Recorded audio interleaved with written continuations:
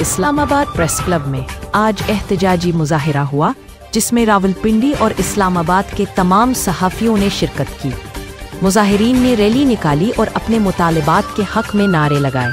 हुकूमत से मुतालबा किया कि सहाफ़ी बरादरी को दरपेश मसाइल फौरी तौर पर हल किए जाएं और आज़ादी सहाफ़त पर किसी भी मज़ाहमत को कबूल नहीं किया जाएगा।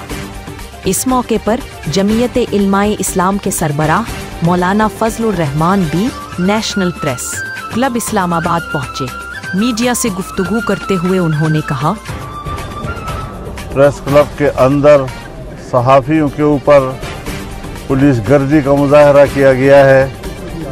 मैं शदीद अल्फाज में इस वाक़े की मज़म्मत करता हूँ कि ये वाक़या इंतहाई अफसोसनाक है और आज़ादी सहाफ़त पर हमला नाकाबिले कबूल है।